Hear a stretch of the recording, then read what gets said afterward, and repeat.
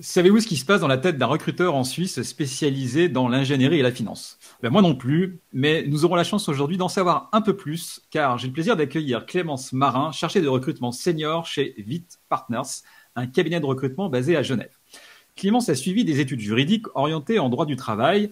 Elle s'est ensuite dirigée vers le recrutement, d'abord à l'international, puis en Suisse. C'est une spécialiste du recrutement de candidats dans l'ingénierie et la finance et elle accompagne aujourd'hui les entreprises et les candidats pour des missions temporaires ou des postes fixes. Alors Clémence, merci d'être venue, enfin merci en tout cas d'être là pour ce rendez-vous. Que pouvez-vous nous dire sur l'état du marché dans votre secteur, l'ingénierie et la finance en Suisse romande aujourd'hui? Alors, merci de m'inviter. Je suis ravie de pouvoir échanger avec vous.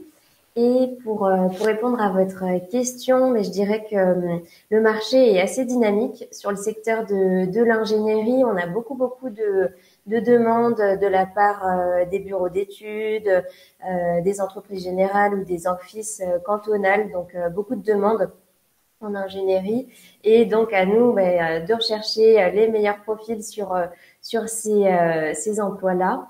Et sur le marché de la finance, on a connu un petit ralentissement sur la période le plus fort de la crise sanitaire où là on avait un peu moins de demandes, mais on voit que depuis début 2022, là ça reprend bien avec encore une fois des fortes demandes en recrutement. Merci Clémence. Effectivement, ouais, des marchés bien dynamiques. En tout cas, c'est Tout à toujours fait. agréable, j'imagine, quand on est recruteur, d'avoir la Oui. possibilité de bien exercer son métier. Alors, il y a la question en fait qui se pose justement dans la relation entre un recruteur et un candidat de finalement jusqu'où va la relation.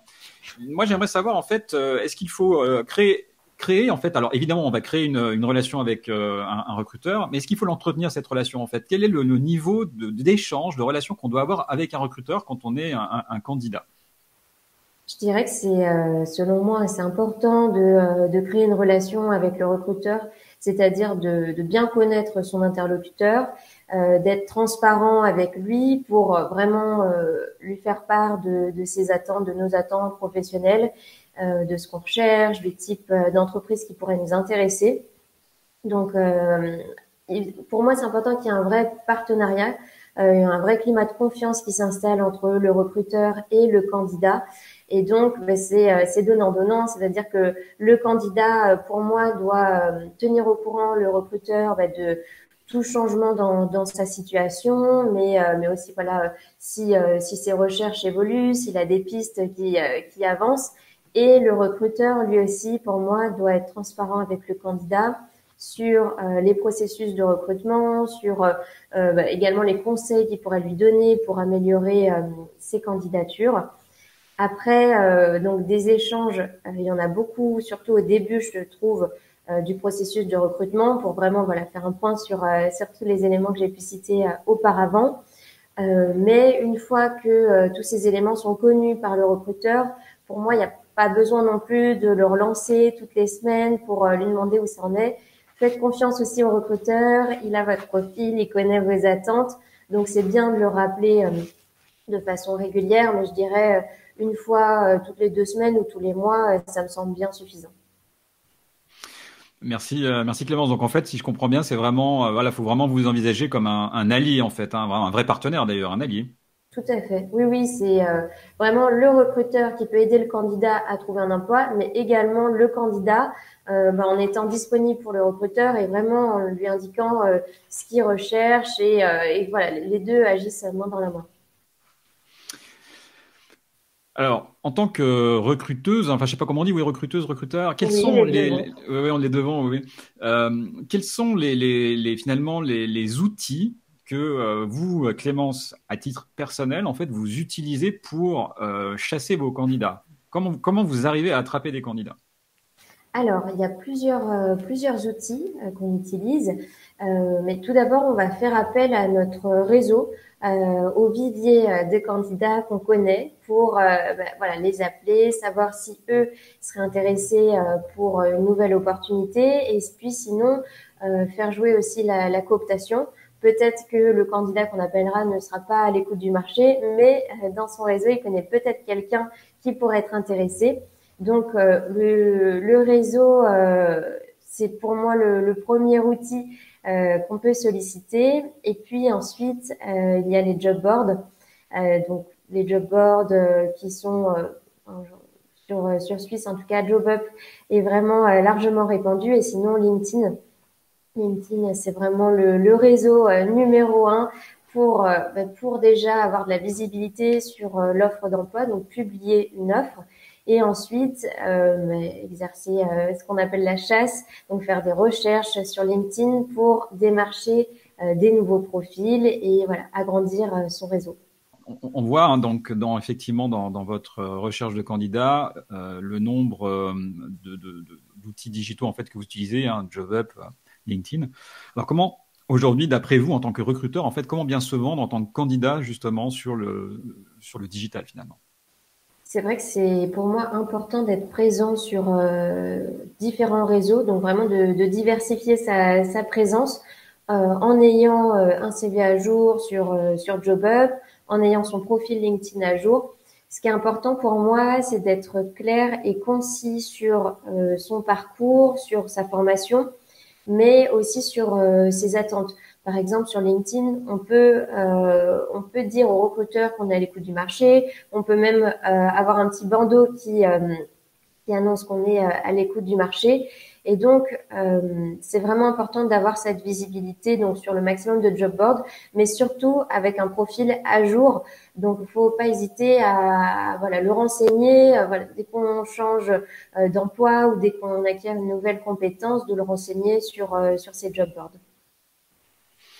Donc du coup, si je rebondis sur notamment la partie visibilité, pour vous, parce qu'il y a un gros débat en fait dans la communauté LinkedIn, c'est faut-il ou pas mettre vous savez, le fameux badge Open to Work. Alors, vous, j'imagine qu'en tant que recruteur, c'est génial, ça vous aide, ça vous facilite un peu la vie. Mais voilà, la question aussi, c'est d'un point de vue de l'image, c'est le sujet. Donc vous en fait, vous plébiscitez ça, vous êtes OK avec ça, pas de problème pour vous si un candidat le fait, au contraire. Ah oui, oui, oui. Moi, je pense que c'est bien d'être clair et que on sache en fait rapidement si la personne est intéressée ou non. Et pour moi, ce bandeau permet justement de savoir si c'est intéressant en tant que recruteur, si on va pas perdre du temps à démarcher une personne qui finalement n'est pas à l'écoute. Bon bah là, on est certain que on pourra discuter et avoir un retour. Merci. Alors. Maintenant, on va parler justement de la relance, hein. Vous l'avez déjà mentionné tout à l'heure hein, en préambule.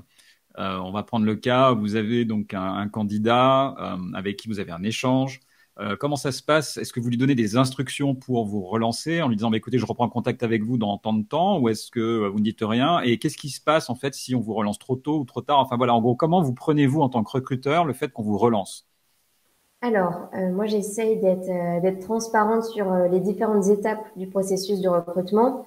Donc, indiquer pardon, au candidat quand est-ce qu'il aura un retour, que ce soit le mien ou celui de l'entreprise qui pourrait être intéressé pour le recevoir.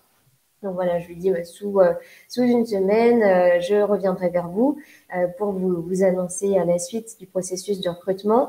Et je les invite à ce moment-là à pas hésiter à me relancer s'ils ont des questions, si voilà, il y a d'autres points qui sont importants pour eux et qu'ils souhaitent évoquer avec moi.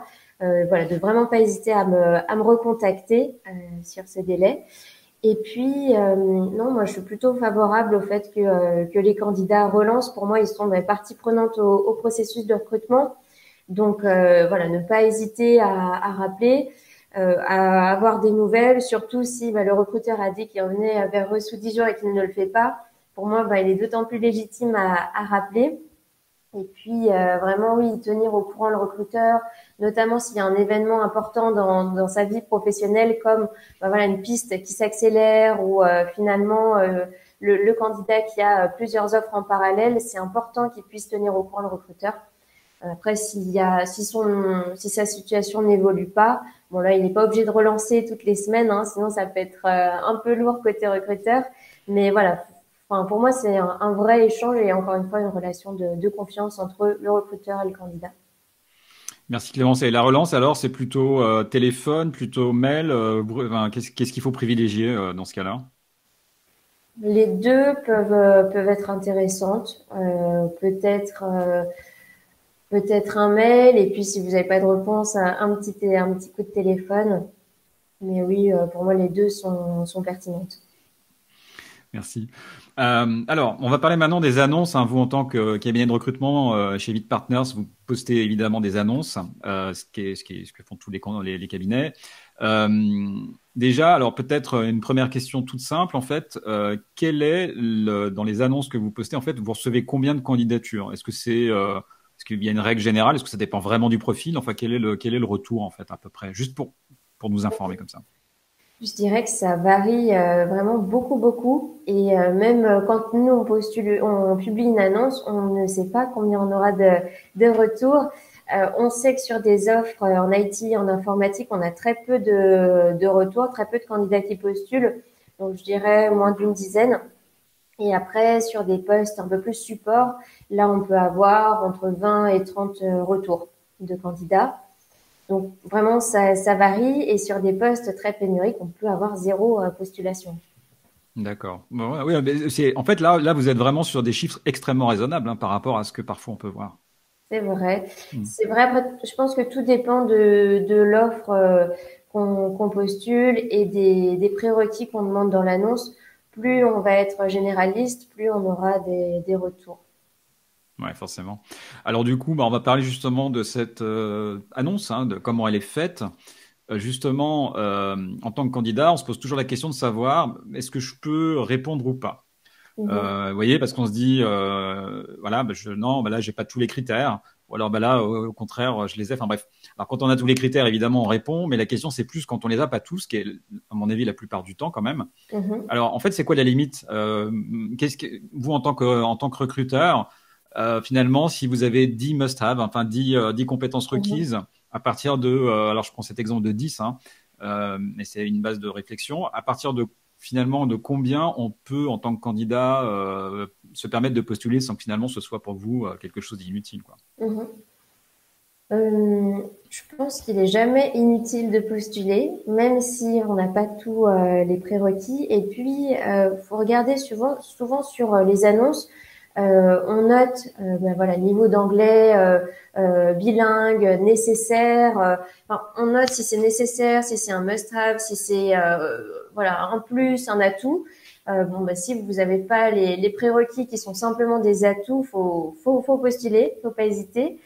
Et puis, non, je pense que c'est jamais une perte de temps, à part si vraiment on n'a pas le niveau de compétences demandées, on n'a pas la bonne formation, on n'a pas la bonne expérience précédente. Bon, là, c'est sûr que ça peut être un peu plus complexe, mais si on a cinq must-have sur les 10 demandés, ça vaut le coup de postuler. Ce qui est important surtout, c'est de bien travailler son CV pour chaque postulation, d'avoir un CV qui va être visuel, qui va être travaillé et qui va être personnalisé en fonction des annonces sur lesquelles vous postulez, parce qu'un recruteur met très peu de temps finalement à lire un CV, moins d'une minute.